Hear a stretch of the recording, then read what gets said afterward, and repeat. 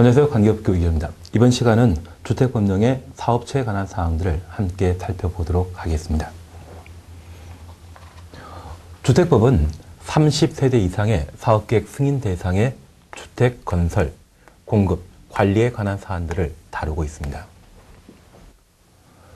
만약 단독택 30호 미만, 그리고 공택 30대 미만이라고 하면 건축법의 절차에 따라 건축하도록 되어 있고 30호, 30세 이상의 주택건설 사업에 대해서는 주택법령에 따르도록 되어 있습니다. 그런 주택건설 사업을 시행하는 자를 주택법령에서는 사업주체라 표현합니다.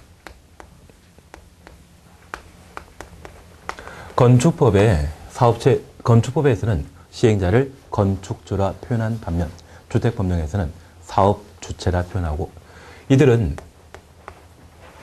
30세대 이상의 주택을 건설하기 위한 사업계획서를 마련하고 사업계획 승인권자에게 제출하여 사업계획 승인받은 때 해당 주택건설 사업을 시행할 수 있습니다. 건축법에서는 건축허가였지만 여기에서는 사업계획 승인인데 그러한 집단적인 주택건설 사업이 이루어지게 되면 공사상 여러 가지 주변에 피해를 끼치게 될 겁니다. 그런 피해 방지와 관련된 충분한 준비를 갖추고 개발 사업을 시행해야 되기 때문에 사업계획 승인이라는 일정한 절차를 거친 때만 주택건설 사업을 시행할 수 있습니다. 사업계획 승인받자는 공사에 필요한 준비를 마치고 착공 신고한 후 공사 개시할 수 있고 그러한 공사를 모두 완료하게 되면 사용금사 받은 이후에 완공한 주택을 이용할 수 있습니다. 그러면 이제 사업체에 관한 사항을 함께 살펴보십니다. 우리 주택법에서는 주택건설 사업을 시행할 수 있는 자를 법으로 제한하게 되는데 통상적인 주택공급과 관련되어서는 선, 분양, 후 시공 방법으로 사업을 시행하고 있습니다. 그래서 미리 입주 예정자에게 계약금, 중도금, 잔금 등을 받고 나중에 주택건설 사업을 완료하면 해당 주택을 공급하게 되는데 누구나 그러한 주택건설 사업을 시행하게 되면 계약금이나 중도금을 받고 도망가거나 또는 파산했을 때 입주 예정자에게 큰 피해를 끼칠 수 있습니다. 그래서 주택법에서는 주택건설 사업을 사업할 수 있는 자를 법으로 제한하고 이러한 법률 규정에 따라 국가기관과 민간 중에 일정한 요건을 갖춘 자만 주택법령에 따라 주택건설 사업을 시행할 수 있습니다. 특별히 국가기관은 우리가 공부하는 주택법은 공법에 해당되는 것으로서 규제에 관한 법률입니다. 그래서 국가는 규제 주체이지 규제 대상이 아니거든요. 그래서 저 국가는 아무런 제한 없이 주택법령에 따라 주택건설 사업을 시행할 수 있고 국가기관을 제외한 민간이 주택법령에 따라 주택건설 사업하기 위해서는 주택법상 지역, 직장주택조합을 만들거나 등록사업자가 된 때 주택건설 사업을 시행할 수 있습니다. 그러면 이 등록사업자와 관련되어 대한민국에서는 각종 사업을 하기 위해서는 일정한 인허가 절차를 거치도록 되어 있습니다. 최근 면세점 선정에 관한 문제, 신문방송에서 많이 거론되었는데 대한민국에서 면세 사업을 하기 위해서는 관세청장으로부터 면세 사업에 대한 면허 받은 때만 해당 사업을 할 수 있습니다. 그리고 우리 주변에 학원도 꽤 많습니다. 그런 학원 하고자 한다면 교육청으로부터 학원 설립 인가 받은 때 학원을 운영할 수 있습니다. 그러면 대한민국에서 주택건설 사업을 시행하고자 한다면 일정한 등록에 관한 절차를 거친 때에 주택법령에 따라 등록사업자로서 주택건설 사업을 시행할 수 있습니다. 그래서 우리 교재 3번 3번 사업체와 관련되어 동그라미 1번 등록사업자에 관한 사항들을 함께 살펴봅니다. 잠깐 살펴보게 되면 연간 20호, 20세 이상의 주택건설 사업, 연간 10,000제곱미터 이상의 대지 조성 사업을 시행하려는 자는 국토교통부 장관에게 등록하여야 한다. 그래서 등록관청은 국토교통부 장관이고 등록 대상은 연간 20호, 20세대 이상의 주택 건설 사업. 그러면 이 연간이라는 것은 2016년 1월 1일부터 12월 31일까지를 말합니다. 그 1년 동안 20호 이상의 주택 건설 사업을 시행하거나 연간 10,000제곱미터 이상의 대지 조성 사업을 시행하려는 자는 국토교통부 장관에게 미리 등록하여야 합니다. 그러면 우리 주변에 빌라라 불리는 다주택을 만드는 것을 보신 적 있습니다. 그 다주택은 만약 8세대로 구성되었다고 하면 2번까지는 자기 이름으로 빌라를 만들 수 있습니다. 하지만 3번째 만들고자 한다고 하면 1년 동안 20호 이상의 주택 건설 사업을 시행하는 것이기 때문에 자기 이름으로 할 수 없습니다. 만약 그러고자 한다고 하면 미리 국토교통부 장관에게 등록하고 주택 건설 사업에 대한 등록 절차를 거친 때만 해당 사업을 할 수 있고요. 20세대 미만인 경우에만 자기 이름으로 빌라 만들 수 있죠. 그래서 이 빌라 사업이 잘 되어서 분양 잘 되고 3번째 빌라 사업 하게 되면 자신의 형제 자매 또는 친지 명의로 빌라를 개발하는 경우가 허다합니다. 우리 주택법상 1년에 20호, 20세대 이상의 주택 건설 사업 하는 때에는 미리 국토교통부 장관에게 등록하여야 한다. 등록 대상을 저렇게 구분해 놓습니다. 그리고 예외적으로 도시형 생활택을 건설하거나 원룸택과 급악택 한 세대 함께 건설하는 경우는 30세대부터 등록 대상으로 정해 놓고 있습니다. 그러면 이 도시형 생활택은 1인 가구와 2인 가구의 주택 문제를 해결하기 위한 정책적인 제도였습니다. 이러한 도시형 생활택을 많이 건설 공급하게 하고자 한다면 규제를 강화시켜야 된다. 규제 완화시켜야 된다. 완화이죠. 그러면 통상적인 다세대택을 25세대 1년 동안 만들게 된다고 하면 그때는 등록해야 되지만 2016년도에 도시형 생활택을 25세대 만드는 경우에는 등록할 필요 없죠. 그래서 이 도시형 생활과 관련된 등록 대상에 있어서는 규제 완화에 해당된다는 것을 조금 이해를 해놓습니다. 그래서 등록 대상과 관련되어 연간 단독택 20호, 연간 공택 20세대 이상 건설하는 자, 그리고 연간 10,000제곱미터 이상의 대지 조성 사업을 시행하고자 하는 자는 국토교통부 장관에게 등록하여야 한다. 그래서 등록 대상에 관한 사항 구분해 놓으시고, 특별히 도시형 생활택의 경우는 연간 30세대 이상을 등록 대상으로 정해 놓고 있습니다.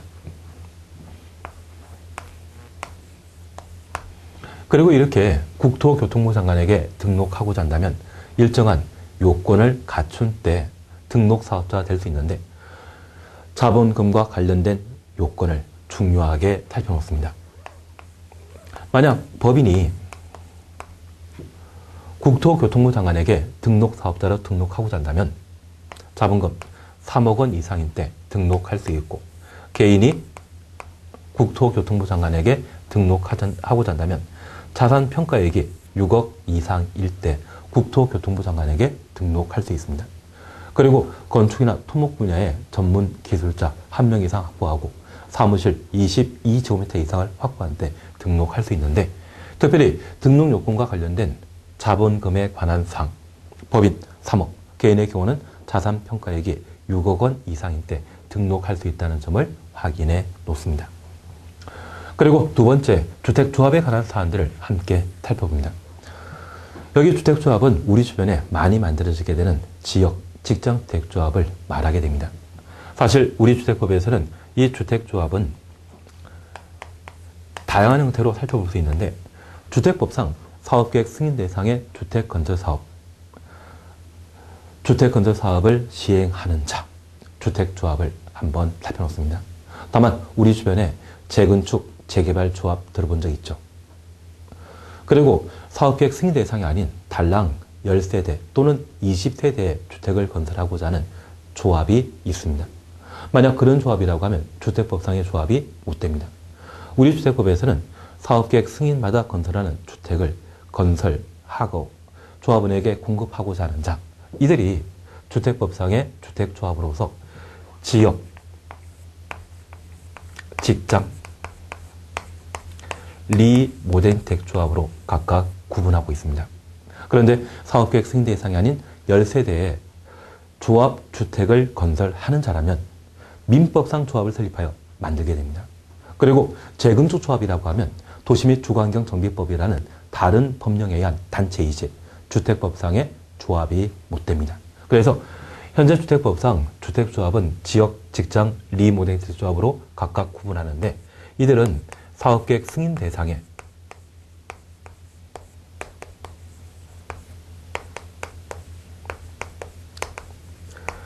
주택을 건설, 공급하고자 조합을 만드는 때 주택법상 주택조합으로 구분하고 있습니다. 그래서 주택조합의 종류가 현재 지역, 직장, 리모델주택 조합이라는 것 기억하시고 이들은 사업계획 승인 대상 주택, 바로 30세대이죠. 30세대 이상의 주택을 마련하거나 리모델링하기 위해 조합을 설립하는 것으로서 지역, 직장, 리모델주택 조합으로 현재 구분하고 있습니다. 그러면 이러한 주택조합을 어떤 절차, 어떤 방법으로 만들게 되는지 설립 절차와 설립 요건에 관한 사안들을 함께 살펴봅니다. 그러면 우리 교재 11페이지에 동그라미 2번 주택조합과 관련된 설립 절차로서 가번을 함께 볼 수 있습니다. 많은 수의 구성원이 주택, 가로 속에 사업계획 승인받아 건설한 주택을 말한다. 그래서 30세대 이상, 30세 이상의 주택이 사업계획 승인 대상이죠. 그 30세대 이상의 주택을 마련하거나 리모델링하기 위해 주택조합을 설립하는 경우에는 가로 속에 국민주택 공급받기 위한 직장주택조합 제외한다. 관할 시, 군, 구청장에게 인가받아야 한다. 그리고 나번에 국민주택 공급받기 위하여 직장주택조합을 설립하고자 하는 자는 관할 시, 군, 구청장에게 신고하여야 한다. 그러면 조합 설립 절차와 관련되어 시, 군, 구청장에게 지역, 직장, 리모델주택 조합을 설립하고자 한다면 원칙적으로 인가받아 설립하도록 되어 있습니다. 다만 예외적으로 시, 군, 구청장에게 신고하고 조합을 설립할 수 있는데 이 예외가 인정되는 것은 국민주택을 공급받기 위한 직장주택조합을 설립하는 때에 시, 군, 구청장에게 신고하고 직장주택조합을 설립할 수 있습니다. 그러면 우리가 잠깐 구분해 주실 것은 그냥 지역주택조합, 그냥 직장주택조합이라면 시, 군, 구청장에게 인가받아 설립하고 국민주택을 공급받기 위한 직장주택조합을 설립하는 때에는 시, 군, 구청장에게 신고하고 설립합니다.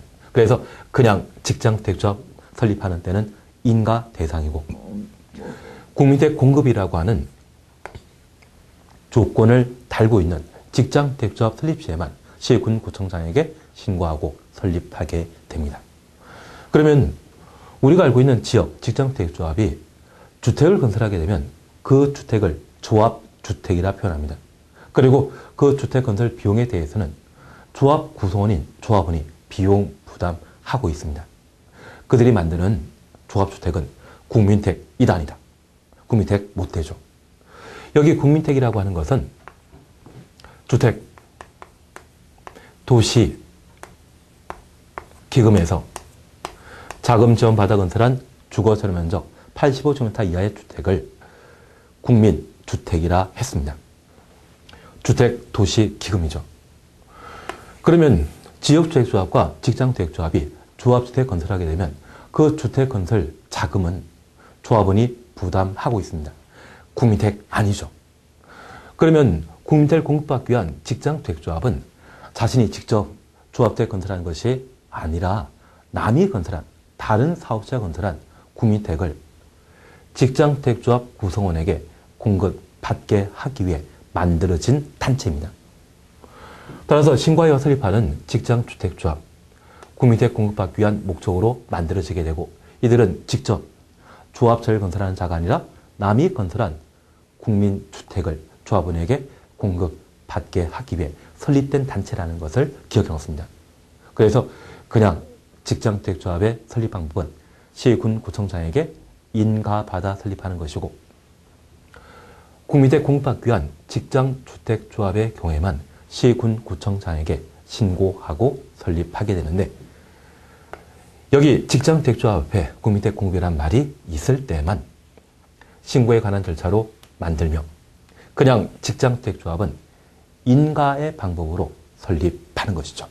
그래서 만약 직장주택조합은 시, 군, 구청장에게 신고하고 설립한다 라고 하면 틀립니다. 앞에 국민주택 공급이란 말이 빠져있죠. 그래서 그냥 직장주택조합은 인가이고 국민주택 공급받기 위한 직장주택조합 이때만 시, 군, 구청장에게 신고하고 설립하게 됩니다. 그러면 저 직장주택조합을 제외한 지역, 리, 모델주택조합의 설립 방법은 오직 인가제만 인정되고 직장주택조합은 인가제와 신고제 두 개 모두 가능한데 신고제가 적용되는 것은 국민주택 공급받기 위한 직장주택조합인 때만 신고하고 설립한다. 절차에 관한 사항 저렇게 한번 구분해 놓습니다. 그러면 이러한 절차에 따라 조합을 설립하고자 한다면 어떤 요건을 갖춘 때 조합을 설립할 수 있는지 그래서 이연번의 설립 요건에 관한 사항을 함께 살펴봅니다.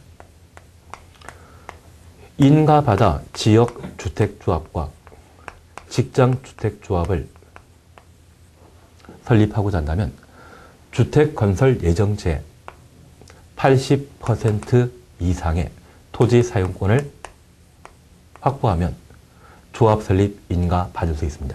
그래서 주택건설 예정 면적이 만약 10만 제곱미터라고 하면 8만 제곱미터 이상의 토지 사용권을 확보한 때 바로 토지 소유로서 토지 사용 동의 얻은 때만 조합 설립 인가 받을 수 있습니다. 그리고 조합은 수로 최소 주택건설 예정 세대수의 2분의 1 이상 확보해야 되며 최소한 20명 이상의 조합원을 모집한 때 조합 설립 인가 받을 수 있습니다. 그러면 주택건설 예정 세대수가 만약 300세대라고 하면 그 2분의 1인 150명 이상 모집해야 되고 주택건설 세대수가 만약 30세대라고 하면 저 2분의 1이 15세대이지만 최소한 몇 명? 20명 이상은 확보하도록 되어 있습니다. 그리고 이렇게 모집하는 조합원은 조합 설립 인가 신청일부터 입주 가능일까지 무주택 세대주이거나 85제곱미터 이하의 주택을 한 채 소유한 자만 조합원이 될 수 있습니다. 반면 이와 비교되는 것으로 인가받아 리모덴주택 조합을 설립하게 되면 우리 주택법상 리모덴 사업은 사용금사 10년 경과돼야 되죠. 그래서 대수형 리모덴 사업을 하고자 한다면 10년 경과돼야 되고 증축형 리모덴 사업을 시행하고자 한다면 사용금사 후 15년 경과돼야 됩니다. 그리고 리모덴 사업에 대해서는 현재 동별 리모덴 사업과 전체 리모덴 사업이 가능하기 때문에 조합원 수에 대한 제한은 없습니다. 그래서 조합원 수가 몇 명인지 이에 대해서는 별도 규정 없습니다. 그러면 아파트 단지 전체라고 하면 한 200명, 300명이 조합원 될 수 있고요. 한 개 동을 대상으로 리모덴 사업하게 되면 그 동의 공택 소유자가 10명이라면 10명만 가지고도 조합 설립이 가능합니다. 그리고 공동택 리모덴 사업은 기본적으로 공택을 가지고 있는 소유자가 리모덴주택 조합에 구성이 될 수 있고 이러한 리모덴 사업은 주민 동의 얻어야 되죠. 나 혼자 원한다고 해서 리모덴 사업하는 건 아니죠. 그래서 아파트 단지 주민 3분의 2 이상의 동의 얻은 때만 리모덴주택 조합을 설립할 수 있습니다. 그래서 설립 요건과 관련되어 과번에는 인가 대상의 지역 직장주택조합의 설립 요건으로서 주택건설 대지의 80% 이상의 토지 사용권 그리고 조합원 수 예정세대수의 2분의 1 최소 20명 이상 돼야 됩니다. 그리고 최근 개정된 사항으로 조합원 자격은 무주택 세대주이거나 85제곱미터 이하의 주택을 한 채 소유한 자가 조합원이 될 수 있다. 그리고 인가 대상의 리모덴텍 조합에 있어서는 조합원 수의 제한은 없다라는 것 확인하시고 공택 소유자가 조합원 될 수 있죠. 그리고 단지 전체에 대한 리모의 사업과 동별 리모의 사업이 각각 가능한데 주민 동의, 3분의 2 이상의 동의 받도록 되어 있습니다. 그리고 이러한 조합 설립은 사용무사 후 10년 경과되는 것을 원칙으로 하고 증축형 리모델링 사업을 위한 조합 설립이라고 하면 사용검사 후 15년 경과된 때 조합 설립할 수 있습니다. 그러면 이러한 요건을 갖추어 시, 군, 구청장에게 조합 설립 인가 받게 되면 이 조합원에 있어서는 조합원 지위를 함부로 교체할 수 없습니다. 그래서 디귿 조합원 지위의 교체 제한 이쪽을 함께 봐놓습니다. 기본적으로 지역주택조합과 직장주택조합의 조합원이 되게 되면 5년 뒤에 만들어질 조합주택에 입주할 수 있는 자격을 가지게 됩니다. 그래서 이 조합원 지위는 새 아파트에 입주할 수 있는 법적 지위를 가지게 되는데 이것 조합원 개개인을 중심으로 파악하게 된다면 이것 이익이죠. 새 아파트 입주할 수 있다면 이익이지 않습니까? 최근에 만들어지게 되는 동탄 신도시 또는 하남 신도시와 관련되어서는 분양권에 피가 붙었다고 하더라고요. 어떤 때는 3천, 어떤 때는 1억까지 붙는 경우가 있다고 합니다. 그러면 지역 직장주택조합의 구성원으로서 새 아파트에 입주할 수 있는 자격을 가졌다고 하면 이것 이익이죠. 그런데 이 이익은 권리가 아니라 반사적 이익입니다. 나중에 우리가 민법 공부하다 보면 내 희생, 내 노력을 통해 얻어지는 법적 이익이 있다고 하면 이를 권리라 표현하고 그 권리에 대해서는 타인에게 양도할 수 있습니다.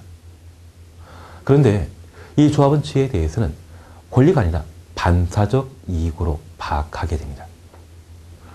사실 이 조합원은 현재 무주택 세대주이거나 85제곱미터 이하의 주택을 한 채 소유한 때 조합원이 될 수 있었는데 그 조합원 지위를 피를 받고 다른 사람에게 넘기게 되면 또 무주택 세대주가 되죠. 그리고 다른 지역의 지역 직장주택조합에 가입하게 되면 또다시 새로운 아파트에 입주할 수 있는 자격을 확보하게 됩니다. 그러면 그 조합원 지위를 5천만 원 받고 다른 사람이 넘긴다고 하면 1년에 2건 하면 연봉 1억 정도가 나오게 됩니다. 이거 좀 부당하지 않습니까? 그래서 이 조합원 지위에 대해서는 특별히 지역주택조합과 직장주택조합에 대해서는 조합 설립 인가 이후에 조합원의 지위를 교체, 변경할 수 없습니다. 나중에 우리가 민법 공부하다 보면 강업권과 관련되어 분명 재산에 해당되지만 내가 가지고 있는 땅에 나온 광물이 있다고 하면 그 광물은 내가 함부로 가질 수 없습니다. 그래서 저재산권 중에 처분 가능한 것과 처분 곤란한 재산권을 각각 구분하게 되는데 이 지역 직장주택조합의 조합원 지위도 함부로 처분할 수 없습니다. 그러면 잠깐 이해해 줄 것이 있습니다. 앞서 지역주택조합과 직장주택조합의 조합 설립 요건을 갖추면 시, 군, 구청장에게 조합 설립 인가 신청한 때 보통 15일 이내에 조합 설립 인가를 받을 수 있습니다. 그러면 저 조합 설립 인가 받을 때 조합 구성원은 주택 건설 예정 세대수의 2분의 1 이상이었습니다. 그러면 주택 건설 세대수가 확정된 것이다. 미정인 상태이다. 미정인 상태입니다. 지역 직장주택조합이 조합주택 건설하게 되면 주택 건설 비용을 조합원이 분담하게 되는데 예정 세대수라면 세대수가 확정되지 않았기 때문에 공사한 비용 부담하기 전이죠. 그러면 이러한 주택조합은 조합 설립 인가 받는 날부터 2년 이내 사업계획 승인 신청하고 저 사업계획 승인 신청이 있으면 60일 이내 사업계획 승인 여부가 결정되게 됩니다. 그리고 사업계획 승인 받게 되면 저 사업계획 승인 받을 때는 주택건설세율수가 확정된 것이죠. 사업계획 승인 신청 시에는 설계도서가 첨부되기 때문에 저 사업계획 승인 받은 이후에는 주택건설세제수가 확정되게 되고 공사 비용도 함께 결정되게 됩니다. 그런 비용 부담에 대해서는 조합원이 분담할 수 있죠.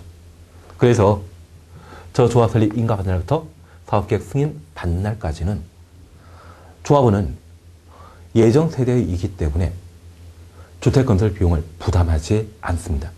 만약 이 시기에 돈을 징수하고 돈을 납부했다고 하면 확실한 담보가 없다고 하면 확실한 법적 절차 진행과 관련된 사안이 없다고 하면 특히 대지 사용권 제대로 확보하지 않았다고 하면 이때는 대부분 사기에 해당되게 됩니다.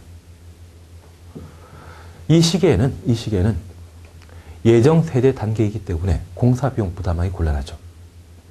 비용 부담하는 시기는 언제부터? 사업계획 승인 받은 이후부터 관련 비용을 부담하게 됩니다. 그러면 이 상태에는 내 희생, 내 노력 없이 비용 부담 없이 새 아파트에 입주할 수 있는 법적 지위를 가졌는데 그러한 지위에 대해서는 반사적 이익으로 판단하게 됩니다. 그러면 우리 주변에 토지 가격이 한 10년 또는 20년 전과 비교하게 되면 월등하게 가격이 많이 상승했습니다. 그러면 그렇게 가격 상승한 것은 토지 소유자가 노력해서 가격 올라간 것입니까? 정책 때문입니까? 정책 때문이죠. 그러면 내 희생, 내 노력 없이 이익이 발생했다고 하면 그 이익에 대해서는 반사적 이익이라 표현하는데 주택법상 지역, 직장택조합의 조합 구성원은 새 아파트에 입주할 수 있다. 그런 법률 규정에 따라 얻어진 반사적 이익에 해당되는 조합원 지위에 대해서는 함부로 양도할 수 있다? 없습니다. 반면에 리 모댕택 조합의 조합원 지위는 공택 소유자가 거주하고 있는 공택을 리모델 사업에 제공했기 때문에 희생을 토대로 한 법적 지위로 판단하여 권리로서 타인에게 양도할 수 있고요. 지역 직장택조합의 경우는 함부로 양도할 수 없게 되는 겁니다. 그래서 지역 직장택조합은 설립인가 이후 조합원 지위를 교체, 변경할 수 없다라는 것 확인해 놓습니다. 그리고 리얼번은 신속한 사업 진행을 도모하고자 조합 설립 인가 받는 날부터 2년 이내 시군 구청장에게 사업계획 승인 신청하도록 되어 있습니다. 그래서 여기 조합원 지위와 관련되어서는 반사적 이익이라는 말을 다시 한번 확인해 놓습니다. 그러면 이러한 사업자는 30세대 이상의 주택건설 사업을 시행하고자 한다면 주택법령상 사업계획 승인받은 때 해당 사업을 진행할 수 있습니다. 현재 사업계획 승인을 내주는 행정청, 그래서 사업계획 승인권자가 누구인지를 함께 살펴놓습니다. 기억 보시게 되면 국토교통부 장관이 사업계획 승인권자가 되는 경우가 있습니다. 국가 한국토지주택공사의 주택건설사업이라면 국토교통부 장관이 사업계획 승인권자이고 시의사 또는 대도시장이 사업계획 승인하는 경우는 대지 면적이 10만 제곱미터 이상의 주택건설사업, 그리고 특별시장, 광역시장, 특별자치장, 세종시장을 말합니다. 특별자치도지사, 제주도지사를 말합니다. 그리고 시장 군수가 사업계획 승인하는 경우는 대지 면적이 10만 제곱미터 미만의 주택건설사업을 시행하는 때 사업계획 승인권자가 되게 됩니다. 그러면 우리가 꼭 하나 기억하실 게 있습니다. 여기 국토교통장관이 사업계획 승인권자가 되는 것은 국가, 여기 국가는 장관급을 말합니다. 가끔 국방부 장관이 군인 임대 아파트를 직접 건설할 수 있죠. 그러면 그 국방부 장관은 국토교통부 장관에게 사업계획 승인받아 주택건설사업 하라는 이야기입니다. 그리고 주택공사 마찬가지입니다. 그런데 우리가 항상 국가 뒤에는 지방자탄체 받고 주택공사 뒤에는 지방공사를 받습니다. 만약 지방자탄체와 지방공사가 주택건설사업을 하게 되면 장관에게 사업계획 승인 받는 것이 아니라 주택건설 사업을 시행하는 대지 면적에 따라 사업계획 승인 받도록 되어 있습니다. 그래서 만약 시험에 국가와 지방자탄체가 국민주택 건설하는 때 국토교통부 장관에게 사업계획 승인받는다 라고 하면 됩니다. 국가만, 주택공사만 국토교통부 장관에게 사업계획 승인받는 것이고 지방자치단체와 지방공사는 대지 면적에 따라 사업계획 승인 받도록 되어 있습니다. 그러면 저 주택건설 사업을 시행하는 대지 면적이 10만 제곱미터 이상인 때에는 시도지사, 대도시장에게 사업계획 승인 받아야 한다. 그러면 저 도지사와 함께 존재하는 시장은 서울특별시장, 그리고 광역시장, 특별자치시장과 특별자치도지사를 말합니다. 그리고 10만 제곱미터 미만의 경우에는 특별시장, 광역시장, 그리고 특별자치시장과 특별자치도지사, 시장 군수에게 사업계획 승인 받아야 된다. 그러면 서울에 주택건설 사업이 이루어지게 되면 그 대지 면적이 10만 제곱미터 이상일 때 시도지사, 대도시장에게 사업계획 승인 받아야 된다. 서울시장이 사업계획 승인권자란 이야기죠. 10만 미만인 경우에도 서울시장이 사업계획 승인권자이죠. 인천광역시의 10만 제곱미터 이상의 주택건설 사업, 10만 미만 관계없이 광역시장이 사업계획 승인권자가 되게 됩니다. 오직 문제가 되는 것은 경기도, 강원도인데 그 경기도, 강원도에 10만 제곱미터 이상의 주택건설 사업이 이루어지게 되면 경기도지사가 사업계획 승인권자이지만 10만 미만일 때는 시장 군수가 사업계획 승인권자가 되게 됩니다. 그래서 경기도 광명시에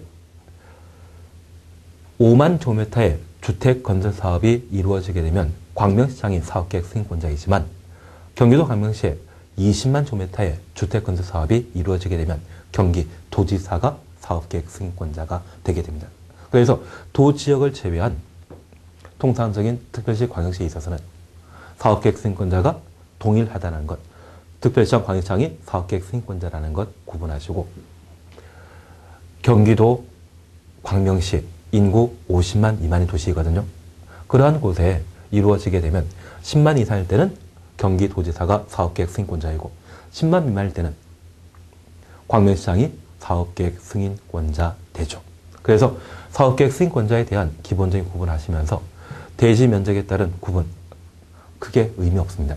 지금 우리가 기억할 것은 국토교통부 장관이 사업계획 승인하는 경우로서 국방부 장관이 주택건설 사업하면 국토교통부 장관에게 사업계획 승인 받아야 되고 주택공사인 경우에도 국토교통부 장관이 사업계획 승인권자이다. 행정관청에 관한 구분 저렇게 해놓습니다. 그리고 이렇게 사업계획 승인 받을 대상은 대지조성사업의 경우는 만, 주택건설 사업의 경우는 30호, 30세 이상의 주택건설 사업을 시행하는 때에는 사업계획 승인 대상으로 정해놓고 있습니다. 다만 예외적으로 50호, 50세대 이상을 사업계획 승인 대상으로 하는 경우가 있는데 박스 속에 단독대기의 경우에는 통상 30호를 사업계획 승인 대상으로 정해놓고 있습니다. 그리고 나번에 한옥의 경우에는 50호를 사업계획 승인 대상으로 한다. 그리고 공동주택과 관련되어 30세대 이상을 사업계획 승인 대상으로 정해놓고 있습니다.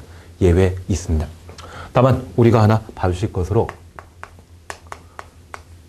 단독주택 중에 한옥을 건설하는 경우는 사업계획 승인 대상은 50호를 사업계획 승인 대상으로 정해놓고 있습니다. 그러면 저 한옥을 40세대 40호 만드는 때는 사업계획 승인 대상 이달이다.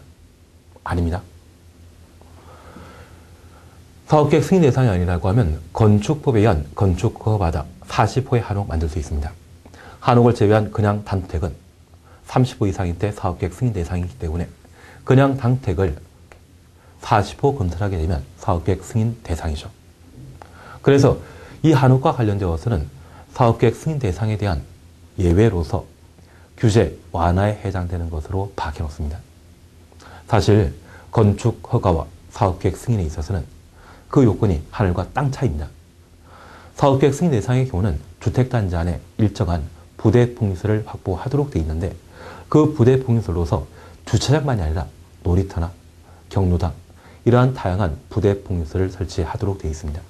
그런 부대 복리스를 설치하기 위해서는 땅이 필요하죠. 그런 부지 확보를 사업체에게 부담 지우는 반면 사업계획 승인 대상에 제외되는 건축 허가 대상이라고 하면 우리 주변에 만들어지는 빌라 정도입니다. 그 빌라에 관리사무소 따로 없죠. 달랑 주차장 정도만 확보되어 있지 않습니까?